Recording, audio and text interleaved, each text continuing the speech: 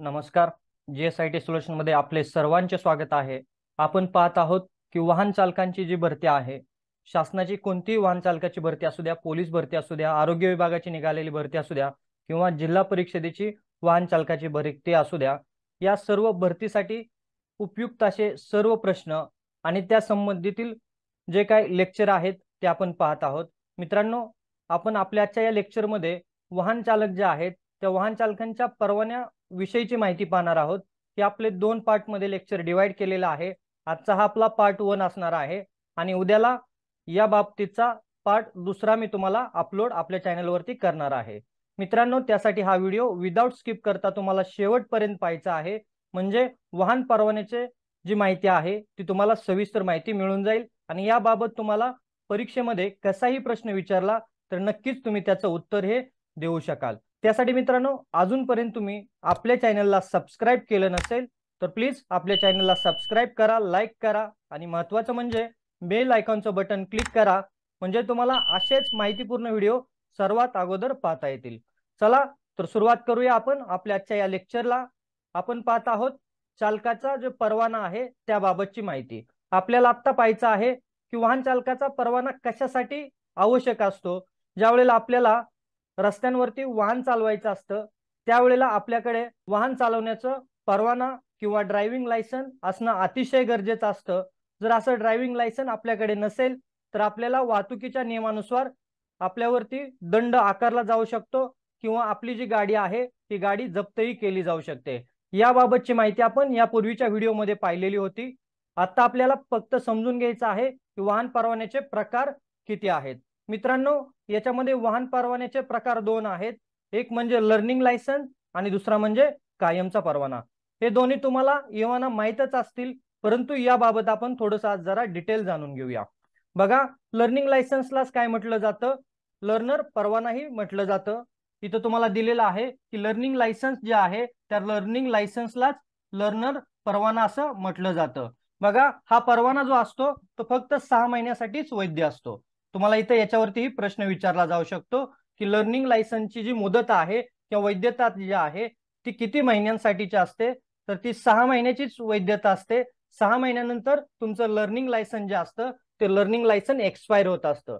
त्यासाठी तुम्ही ज्या वेळेला लर्निंग लायसनसाठी अप्लाय करणार आहात त्यावेळेला हे लक्षात ठेवायचं आहे की आपण जे लर्निंग लायसन काढलेलं आहे त्याची वैधता ही 6च महिने आहे. आणि हा परवाना कशासाठी दिला जातो तुम्हाला मग लर्निंग लायसनचा, तर हा परवाना जे शिकाऊ वाहन चालक असतात त्या शिकाऊ वाहन चालकांसाठी कोणाच्या तरी मदतीने वाहन शिकण्यासाठीचा हा परवाना असतो. बघा, याच्यावरती तुम्हाला प्रश्न विचारला जाऊ शकतो की लर्निंग लायसन परवाना कशासाठी असतो, तर लर्निंग लायसन परवाना हा कोणाच्या तर मदतीने आपल्याला वाहन शिकायचं असेल तर त्याच्यासाठी आपल्याला लर्निंग लायसनचा हा परवाना दिला जातो. चला पुढे पाहूया. आता आपल्याला काय पाहायचं आहे, कायमचा परवाना. कायमचा परवाना काय असतो, कायमचा परवाना हा दीर्घ काळासाठी कायमचे ड्रायव्हिंग लायसन्स असते. बघा, कशासाठी लायसन्स असते, इथेही तुम्हाला प्रश्न असू शकतो की दीर्घ काळासाठीचे कायमचे ड्रायव्हिंग लायसन्स असते. कायमचा परवाना किंवा कायमचं जे ड्रायव्हिंग लायसन्स असते ते. त्याच्यानंतर हा परवाना वाहन चालकाला स्वतंत्रपणे वाहन चालवण्यासाठी दिला जातो. कशासाठी दिला जातो, तर स्वतंत्रपणे वाहन चालवण्यासाठी कायमचा परवाना जो आहे तो परवाना दिला जातो. आणि शिकाऊ लायसन्स मिळाल्यापासून, बघा आपण मगाशी लर्निंग लायसन्स पाहिलं, लर्निंग लायसन्सची मुदत ही 6 महिने होती, पण शिकाऊ लायसन्स मिळाल्यापासून 30 दिवसानंतर आपण जो आहे तो हा परवाना मिळवण्यासाठी अर्ज करू शकतो. बघा किती दिवसानंतर, इथं अंडरलाईन करून ठेवा, लक्षात ठेवा की 30 दिवसानंतर तुम्हाला लर्निंग लायसन्स मिळाल्यापासून कायमच्या परवान्यासाठी अप्लाय करायचं असतं. 30 दिवसाच्या अगोदर तुम्हाला त्याच्यासाठी अप्लाय करता येत नाही. आणि पहा पुढे काय दिलेलं आहे, 180 दिवस संपण्यापूर्वी कायम परवाना मिळण्यासाठी अर्ज करावा लागतो. म्हणजे 30 दिवसानंतर आणि 180 दिवस संपण्याच्या अगोदर. इथं लक्षात आलं का तुमच्या, कायम परवाना जर तुम्हाला काढायचा असेल तर तुम्ही लर्निंग लायसन्स काढल्यापासून 30 दिवसानंतर आणि 180 दिवसाच्या आतमध्ये काय करायचं आहे, तुम्हाला त्याच्यासाठी अप्लाय करायचं आहे. 180 दिवसानंतर अप्लाय केलं तर तुम्ही पुन्हा लर्निंग लायसन्स काढून तुम्हाला त्यासाठी अप्लाय करावं लागतं. त्यासाठी लक्षात घ्यायचं आहे मित्रांनो, इथं जर आपण लर्निंग लायसन्स काढला असेल आणि त्याला 30 दिवस पूर्ण झाले असतील तरच आपण अप्लाय करू शकतो. पण ते कधीपर्यंत, 180 दिवस पूर्ण होण्याच्या अगोदर पर्यंतच आपल्याला ती मुदत असते कायमचा परवाना जो आहे तो कायमचा परवाना काढण्यासाठी अर्ज करण्याची। लक्षात आलं का? आणि हा जो कायमस्वरूपीचा परवाना जो असतो तो तुम्हाला स्वतंत्रपणे वाहन चालवण्याची परवानगी देतो आणि हा तुम्हाला दीर्घकाळासाठी असतो। उद्याच्या व्हिडिओमध्ये मित्रांनो आपण काय पाहणार आहोत की याचे जे काय रिन्युअल आहे, रिन्युअल कधी करायचं, कोणत्या वाहनांसाठीचं रिन्युअल करायचं, याबाबतची माहिती उद्याच्या डिटेलमध्ये आपण उद्याच्या व्हिडिओमध्ये पाहणार आहोत। चला पुढे पाहूया। आता वयानुसार ड्रायव्हिंग लायसन्स संबंधी काही तरतुदी केलेल्या आहेत शासनाने, काही नियम केलेले आहेत, तेही आपल्याला इथं पाहायचे आहेत। याच्यावरती तुम्हाला नक्कीच प्रश्न विचारला जाऊ शकतो। बघा, 16 वर्षापेक्षा कमी वय असणाऱ्या व्यक्तीला वाहन परवाना मिळण्यास अपात्र असतात। बघा म्हणजे काय, 16 वर्ष वयापेक्षा कमी वय आहे अशा व्यक्ती अपात्र असतात ड्रायव्हिंग लायसन्स मिळवण्यासाठी, त्यांना ड्रायव्हिंग लायसन्ससाठी अप्लाय करता येत नाही। बघा पुढे काय म्हटलेलं आहे, 16 ते 18 वर्ष वयातील व्यक्ती शिकाऊ चालक परवान्यास पात्र असतात, त्यासाठी पालकांची संमती लागते। बघा इथं काय म्हटलेलं आहे, 16 ते 18 वर्ष वयातील व्यक्ती ज्या असतात त्या शिकाऊ चालक परवाना घेण्यास पात्र असतात, परंतु त्याला पालकाची जी संमती आहे ती संमती आवश्यक असते। पालकाची संमती नसेल तर 16 ते 18 वर्ष वयातील व्यक्ती ज्या आहेत त्या शिकाऊ किंवा लर्निंग लायसन्स काढू शकत नाहीत। बघा पुढचा काय आहे, 16 ते 18 वर्ष वयातील व्यक्ती कायम चालक परवाना फक्त वैयक्तिक वाहनासाठीच मिळतो।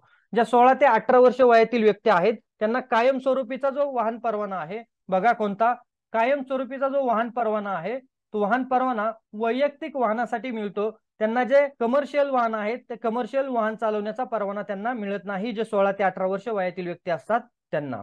मग हे कोणाला मिळतात, तर जे 20 वर्षापेक्षा जास्त व्यक्ती आहेत वयाने, त्या सर्व व्यक्तींना सर्व प्रकारची वाहने कायमस्वरूपी चालवण्यासाठीचा परवाना मिळतो। बघा, जे व्यक्ती 20 वर्षापेक्षा जास्त आहे त्यांना सर्व प्रकारची वाहने, कसली, सर्व प्रकारची वाहने चालवण्याचा कायमस्वरूपीचा परवाना जो आहे तो परवाना मिळत असतो। लक्षात आलं का मित्रांनो?